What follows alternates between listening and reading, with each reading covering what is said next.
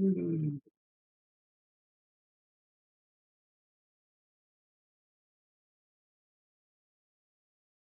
morning.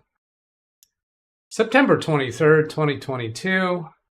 Check here and see if audio is coming through. Yeah, there's audio. Watch on the table.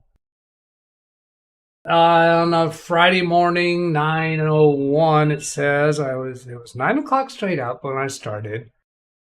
I'm going to be interacting with the chat room more today than I have been on Windows Daily.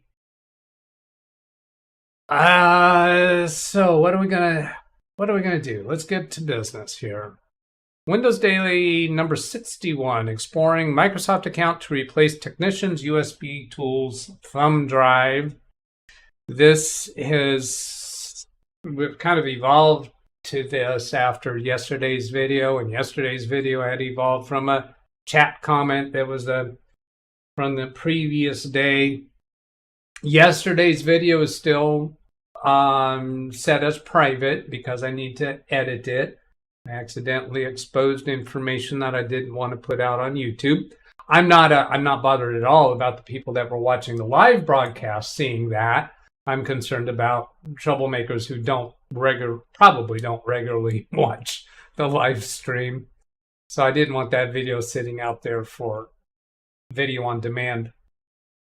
Having exposed that information. Now, this also means that we're going to lose the chat room comments from yesterday. I did read through them all. I haven't been reading through the chat comments on camera during these Windows Daily recently because that had just got to a point where it was taking up too much time. And I wanted to get to a point where these videos can get right to the point. But today I'm going to interact with chat a little bit more, and it's a little more relaxed, a little more laid back. And part of the reason for that is that I'm kind of decompressing from the Fortnite stream this morning. It's just some of the partners Dennis and I have in Fortnite are more vocally active than others. My brain is a little bit on overload from all the chatter there still. I want to see if I had some notes here from chat.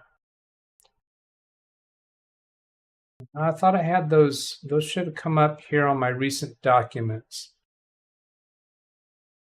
This be it? I think this will be it. And yeah, the only one, there were two that I copied out. Yeah, so Jim KJ3N. I'm curious to know why this is even necessary. Just create a local account using one of about four methods well documented to bypass the Microsoft account screen. Well, I don't know, Jim. I think I set it up at the beginning of that video. Maybe you didn't catch the beginning of it, but no, it's absolutely not necessary to do a Microsoft account. It's just another tool, another method. It's not necessary now. Microsoft could continue tightening up things. Jim put out a very well done video. I think he published it yesterday. I actually finished watching it this morning that I really liked. He was showing another method for initializing Windows 11 without a Microsoft account using the OOBE method of turning that feature off so that you can use a local account. And you've seen all the times that I've shown setting up a computer, I've always used a local account, and that's still my go-to. The reason why I did that yesterday, exploring the idea of creating a separate Microsoft account, was from a chat comment from the previous day's video where somebody said, how would it be if you use your own account to set up a new computer? I say, no, don't do that. It's very difficult to disassociate the user account from your own Microsoft account.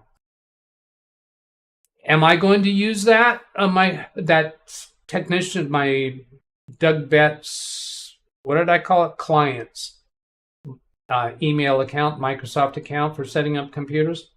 I don't think that'll be my go-to method. I'd still prefer to set it up with a local user account and then add my client's Microsoft account on top of that. Even in the instance where I do have clients who they want and require their computers to be connected to Microsoft accounts during their normal use.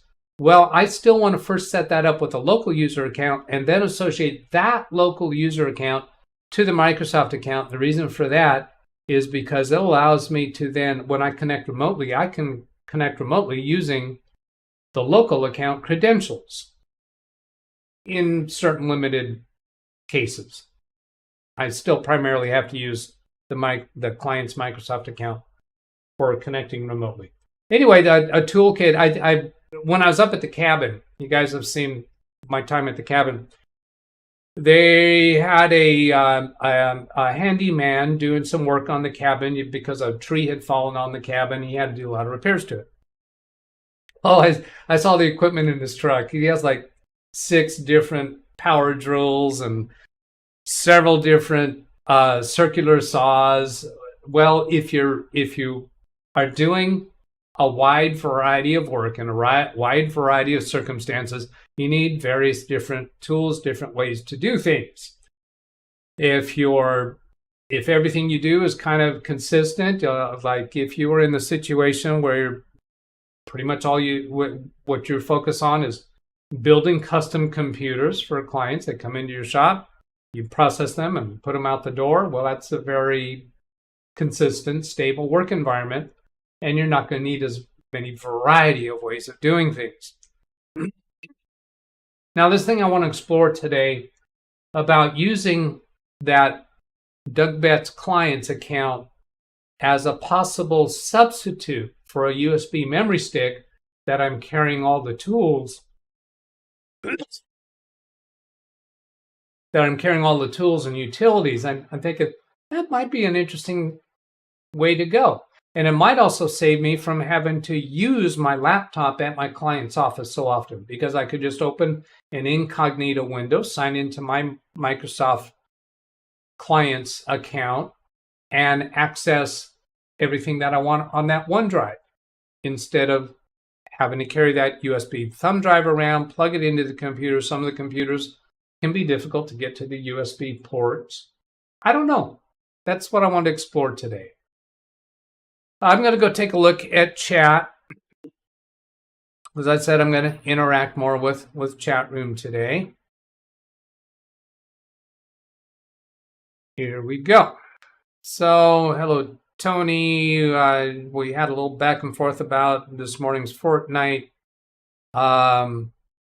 Dennis often puts in comments about our Fortnite play. That's not pertinent to this, so I won't read that into the video.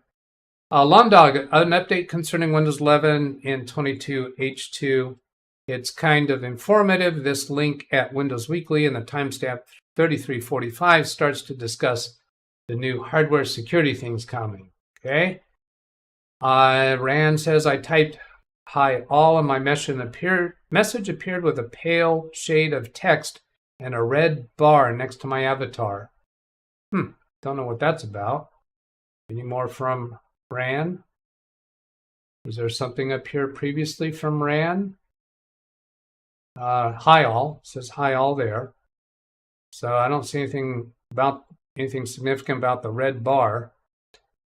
Here's the link from Londog, Windows Weekly at 42 minutes. There's a discussion about, here we go again, mandatory Microsoft stuff. So I'm going to bring that up in another window. And that's not the other window. Where is it? There it is. So he said at 44 minutes. So I'm going to come up to move back to the 44-minute mark. Now here I'm going to do a little thing. It's paused there. So I'll come down to share and click on this check mark. Start at 43:52 and then copy that. And I'll go put that into our chat window. Get back to it. What did I do? I popped it out. So here's Windows Weekly at timestamp location specified by Londog.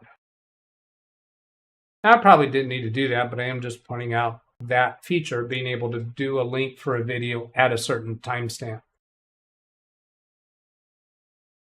There still seems to be a way around, but how long this is going, obviously we don't know. So the video that Jim put out yesterday, let's go put that into chat too, is a method that still works. He did this with the 22H2 update, a fresh install of Windows, and Jim KJ3N.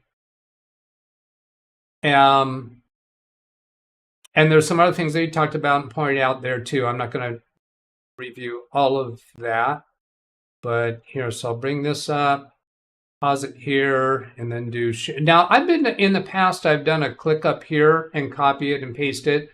But when you use the share button from here, without starting at a certain point, and then copy here, this is going to be a shorter link in most cases, apparently.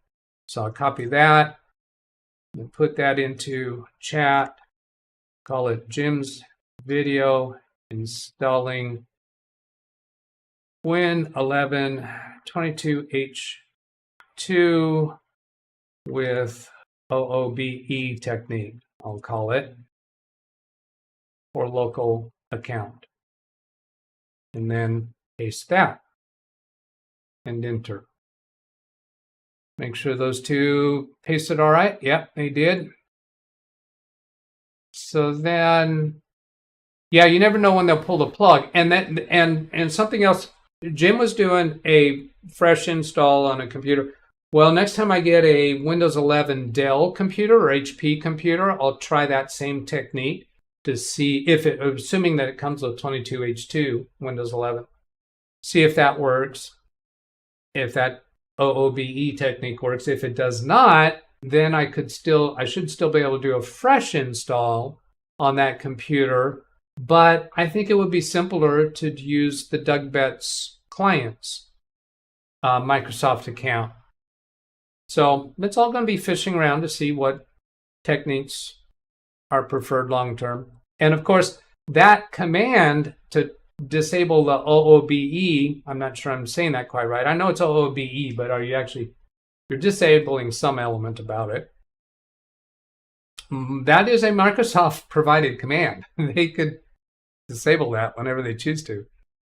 This is pretty much why I signed up for my customers for a Microsoft account and don't stress over it. This is pretty much why I signed up my customers for it. So you just go ahead and signing up your customers, creating a Microsoft account for them. That's fine. Yep, Doug, on the subject of Microsoft account, I just posted a link to a discussion from Windows Weekly. Paul and Mary Jo, if you're familiar, absolutely, I'm familiar with them. And also some security features now coming in the future. I believe they're tied to the processor, at least on the Intel side, there's a serious problem. Okay, I'm going to get through this a little bit quicker. Wouldn't be surprised if Microsoft were to remove the OOBE method. Scanning through quicker. Lawn Dog, good point about tools. Pretty much use the same tools doing my computer repair, developing new when it comes to jobs like being an electrician. You should see all the tools that I have for that, and you should know which one you're potentially going to need so to bring pretty much everything. That's a lot of tools. Yeah. The nice thing about this using the client, the DougBetts client's Microsoft account, OneDrive, is that I can go to the client's computer. I could be away on vacation. That never happens. And be able to fix somebody's computer or access my tools, my content, by just signing in with that DougBetts client's account. Or I could sign in with my regular DougBetts account if I want to access my full OneDrive. Windows Weekly at timestamp location, timestamp for 33, Jim's video, OBE. Oh, that's me putting that in. I think Microsoft going to force login to Windows 10, forcing logins. I think Microsoft is going to force logging in on Windows 10 also using a Microsoft account. I assume that's what Chris meant. Been getting a message about an account problem. I clicked that link and it took me away from this stream. Yeah, you want to right click on it and open a new window. There's a more simpler method, but it requires Pro Edition or higher. Yeah, because with Pro Edition, it should just give you that link. Wait a minute, didn't Jim use Pro Edition?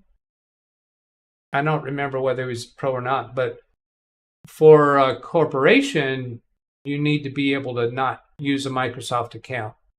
So I think it might have that offline account option there. Yeah, not sure about that. Windows 11 computers without TPM, so when I want to upgrade from the ISO, I had to change the whatever DLL to bypass Microsoft check about TPM. And Jim did use a Pro Edition. Yeah, and Jim was doing it on unsupported hardware, so he had modified the USB thumb drive for that.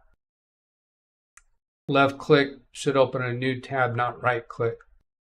I kind of thought that too. So let me go, I'll go demonstrate that here. If I click on that, does it take me away from the stream? Okay, and then if I do Alt Tab, does it take me back to where we were? Takes me to there. Did it lose my chat? Oh, it did lose my chat. Huh. All right, well, jury's out on that. Get back to here and restore chat and then pop it out again.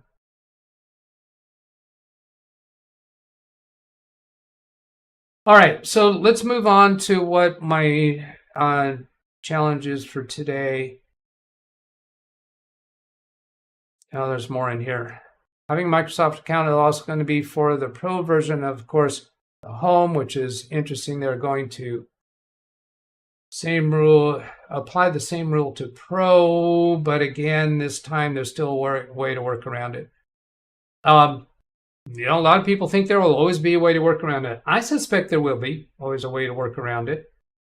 But we don't know for sure. But and again, the scenario that you're working in, it might be more convenient to use a throwaway Microsoft account or set one up for the client. Just depends upon the circumstances. With Active Directory on a server, you do not need a Microsoft account. True, but again, now, do you have to have some kind of a corporate Windows 11 Pro? Or does the basic Windows 11 Pro, and if you do, does it have to sense an Active Directory present to let you sign on? I don't know. I'm not going to go down that road now because that's not the scenario that I'm in. I want to move on to what I'm intending to do today. So what I'm intending to do today is I'm going to open Microsoft Edge. Do you want to automatically sign to Microsoft sites with your current profile? No. And I'm going to go to an in private window pretending that I'm using a client's computer. I'm at a client's location. Go to office.com, or you could also use live.com to sign in to this other Microsoft account. So I'm clicking sign in and then put in that account. So it's DougBetts clients at outlook.com. Click next. And then the password for that, I think that was this one.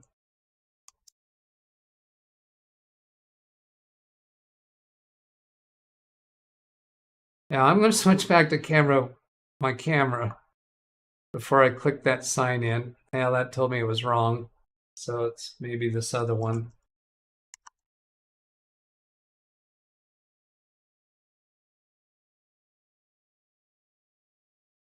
Okay. Yeah, that one worked. So now it's asking me if I want to stay signed in. Now, I haven't figured out what is the impact of yes or no on this when using an in private window. I, on one hand, would say that in private windows, not supposed to remember your browsing history.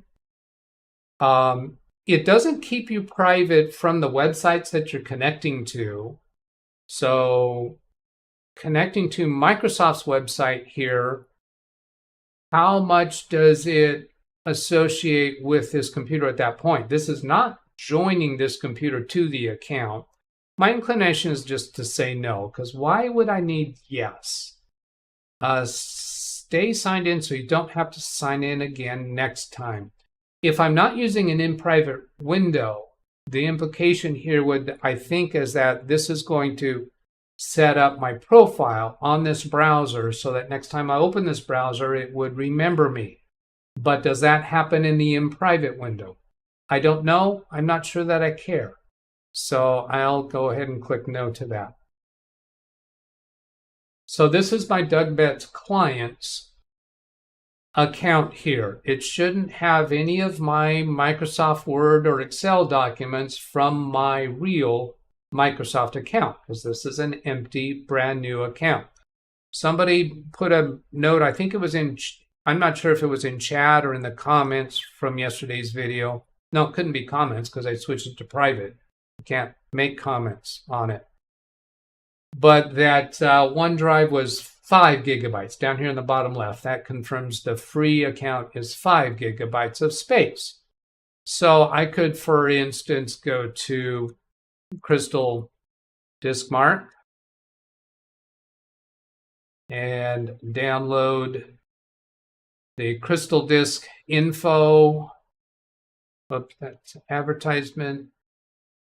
And then go to live web page. Did I already click on the wrong place? Oh, no, here it is. So that downloaded. And that would have gone into the downloads folder for the user profile that I'm signed into with this computer. So that downloads folder is going to have my other download content. Let's go back, still in Crystal Disk. Let's go back to get Crystal Disk Mark, right? I just downloaded info. So I'll use the back arrow. Scroll down, here's Crystal Disk Mark. This download button is not in the advertisement. The zip file would be the portable version, because I don't want to install it. Now, there, that's downloading. After a little bit of delay, because they're hoping that I'm going to click on one of these advertisements while I'm waiting, I think. So then what I want to do is upload that to OneDrive for my DougBetts client's account. So here's OneDrive. I could put it in Documents folder or Pictures folder, but that doesn't make sense. I think I want to create a new folder here, so I'll come up to New Folder. And then what? Tech Tools? Tools. Just call it Tools. So there's a Tools folder. I'll click to open that folder. Then I'm going to drag this off to the side a little bit. I'll click on the 3-dot menu and go to the Downloads folder and actually open the Downloads folder. So here we're seeing all my other downloads. And this came down in the zip form. Here's Crystal Disk Info is an executable. Crystal Disk Mark is a zip. So I'm going to single click on that and then control click on this one. Now drag those over together to OneDrive, and that copies it in, should copy it into that folder. Up here it says uploading 2 items. So those are uploading.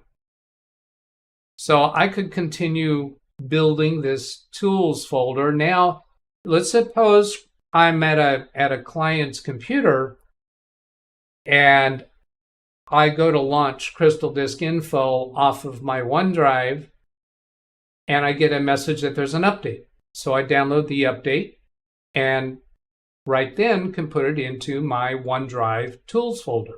So I've completed the update.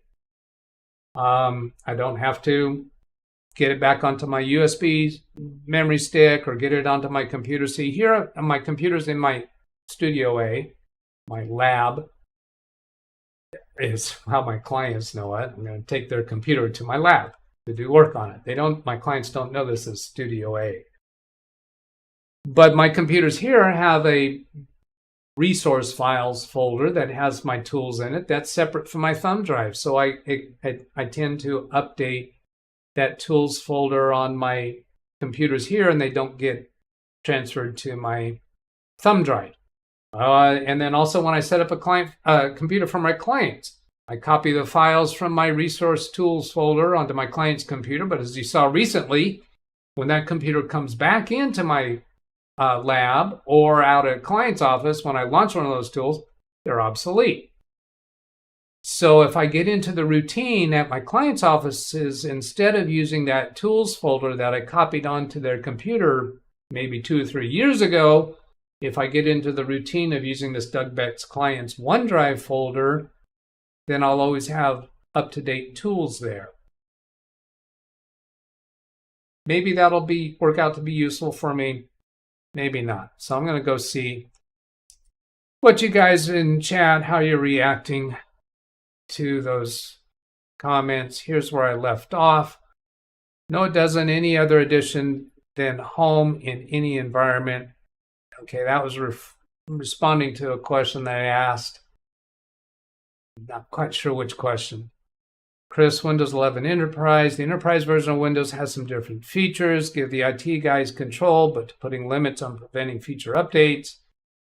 They can be held back for 18 months. Yeah, they can hold off on Windows updates for a longer period of time. Gary, most companies update come from the local server after testing by IT. Right. And even with, I think, home version and regular pro version, you can share updates between computers within an office. That might be another tool along those lines, but I've never really explored that. The IT guys in large company oftentimes pick and choose what features to turn on, but that link I posted will explain some new changes for how long they can hold back on a feature update. Again, that's a good link to catch up on things. Yeah, I've really cut down on a lot of the shows that I used to be very regular with, because doing 2 live streams a day and trying to keep up with my business, I used to be very, very, very, very regular and faithful to watching Windows Weekly and Security now, but I haven't been for some time, although I'm still in their membership program. I don't remember what it's called.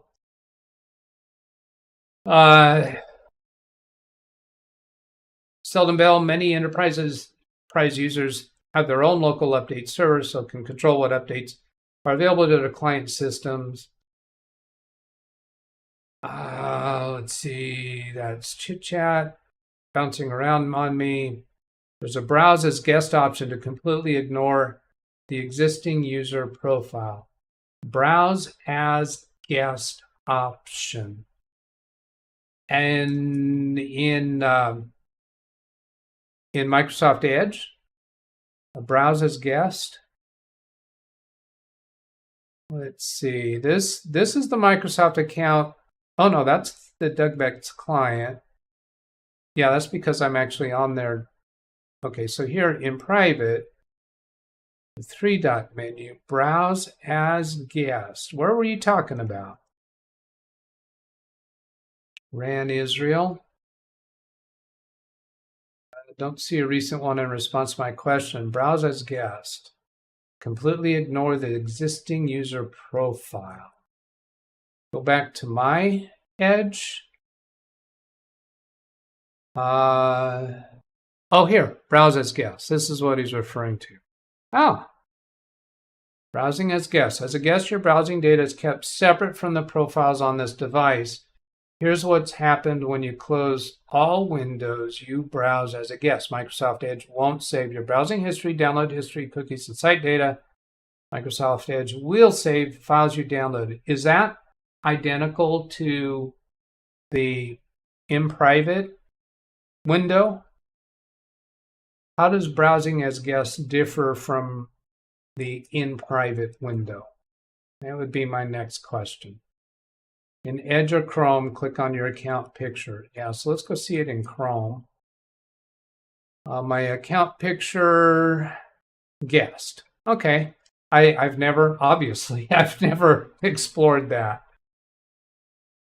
And still questioning, how is that different than in private or incognito? Doug, when you download Crystal Disk Mark, if you download the standalone version or the installed version, If you use the standalone version, the file exists in the cloud. Will it run from the cloud? Interesting. Will it run from the cloud? Okay, well, we can test that by going to the in private, go to the OneDrive. Yeah, I guess it's one that. Oh, that's not the in private window. Where's that in private window? This is the in private window.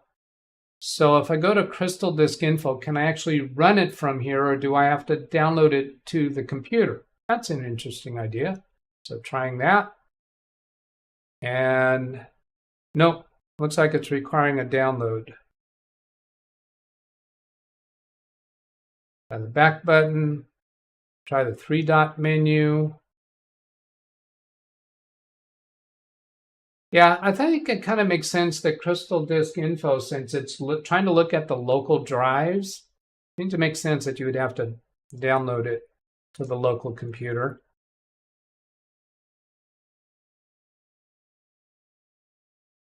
All right, trying to catch up here. Lawn Dog, Doug, I agree. Just now, am I paying attention to question marks and orange? Going back to make sure I didn't skip over 3 question marks at the beginning of a chat comment is supposed to attract my attention when I am interacting with the chat, which usually I don't on Windows Daily Shows. Doug, I agree. Just keeping up with your YouTube channel really occupies a great deal of your time. Then having to keep up with current technology and whatever's going on is a big deal. Yeah, it's just you can't keep up. I can't keep up. Edge or Chrome, click on your account profile. Got that. Browse as guest basically creates a non-existent profile. Really just pertains to creating a profile like a regular person would have. But believe me, even that guest person, if they continue to use that guest file over time, it will create a profile. More private than in private. More private than in private. In private still has access to your bookmarks and history. Okay, so guest doesn't have access to your bookmarks and history, but you're saying in private does. So this is in private. If I go to history,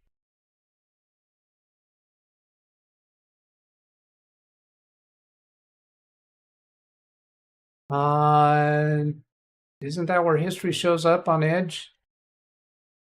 Yeah, see, here's history. History doesn't even show up on the menu when you're in private. And bookmarks was the other one I think you said you have access to. So if I go to a new tab, oh yeah, all my bookmarks are there.